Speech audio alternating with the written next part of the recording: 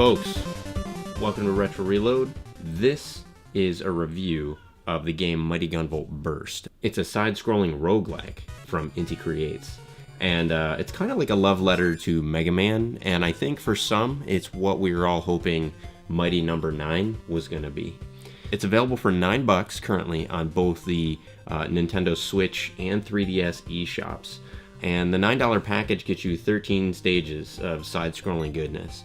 Now, before we get too far into the review, I want to make sure to point out I did not receive a review copy, so the review that you're getting is actually a review from me having spent my own hard-earned cash on the game.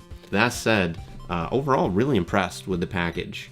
The graphics are 8 to 16-bit era in their representation, but it doesn't have any of the flicker, slowdown, or palette limitations that you would typically associate with a game made in that era. So this is like a new old-gen game, which I think they pulled off pretty well, actually. So the sound does the job. Everything sounds as it should. The music keeps you properly energized throughout the levels. Nothing particularly stands out in my mind. There's not a particular level soundtrack that was memorable. There's not a particular sound effect that really caught me.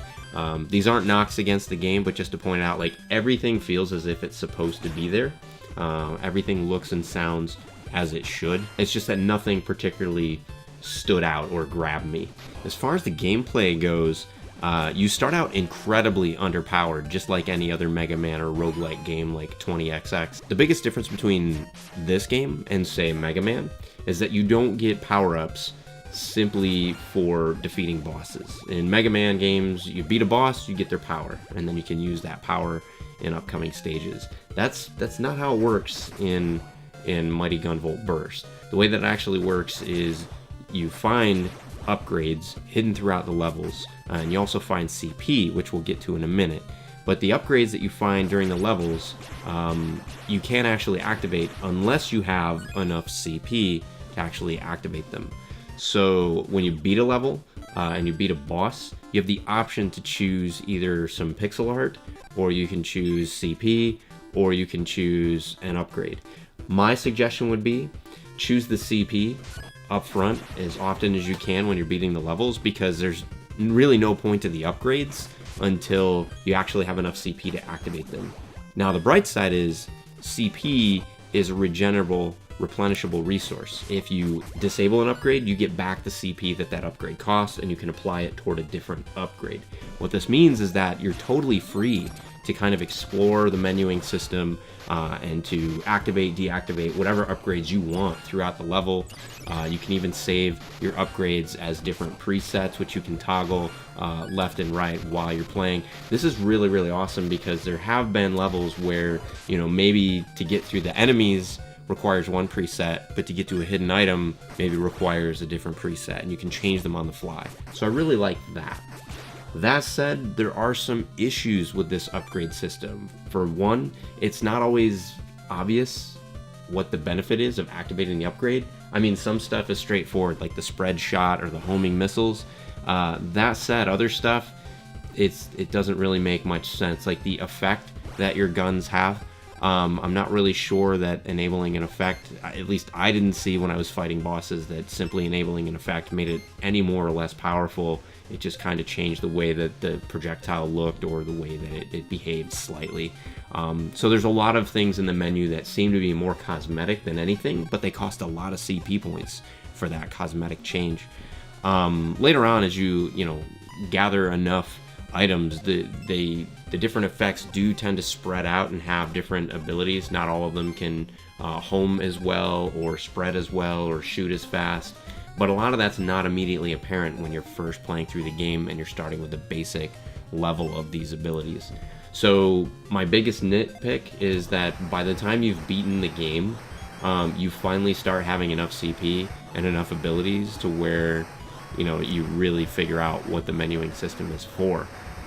So it seems almost kind of a waste that you can make it that far into the game without really experiencing the full mechanics of the game. Some of the stuff like being able to air dash was nice. I never found an ability to power slide like you can in the original Mega Man games, but it might actually be in there. So there's certainly a lot of replayability if you just want to explore the mechanics of the game. Also, like Blaster Master Zero, Inti Creates periodically is going to be releasing downloadable content in the way of additional characters for the game. So what's really cool is, much like with Blaster Master Zero, the first 2 weeks that the downloadable character releases, you'll be able to download them for free from the eShop. After that 2 weeks is over, you can keep them if you downloaded them during the free period. If you did miss out on the free period, don't worry.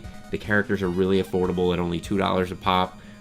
They do add enough difference and variety to the gameplay and game mechanics that it's worth investing the $2 in it if you missed it during the free period. In fact, the characters actually even come with their own little side stories. So you could play through the game and get a little bit different of a story. Although the levels are going to be all the same. I'm not going to go too much into the story because, to be honest with you, the story is pretty light. The game doesn't really take itself all that seriously. There's times when it's comical and lighthearted. I'm just going to let you experience the story elements for yourself. I did like the fact that the game doesn't try to hit you in the head and clobber you with storyline that just drags and drags and drags. Mighty Gunvolt Burst is a game that kind of prides itself on just letting you blast through these levels in whatever way you want, and that's where it really excels and really shines. So the story is there, but it doesn't get in your way, and I think that's a good thing for this kind of a game. Overall, I think Inti Creates did a hell of a job. At $9, this game is a bargain, and there's not much else on Nintendo Switch. So if you're done with Zelda, if you're done with ARMS, and you want a break from Splatoon, I'd say throw $9 their way and check out the game. If you get into it early enough, you're going to be able to download some really interesting DLC that'll add further to the enjoyment that you can get out of it. I beat the game in about 3 nights or 4 hours, so it's certainly not a difficult game by any means. There is a hard mode that you can unlock, and there are certain things that you can activate that give you extra CP that actually make the game even more challenging. So if you want a brutally original Mega Man Nintendo hard playthrough of the game, you can certainly get one.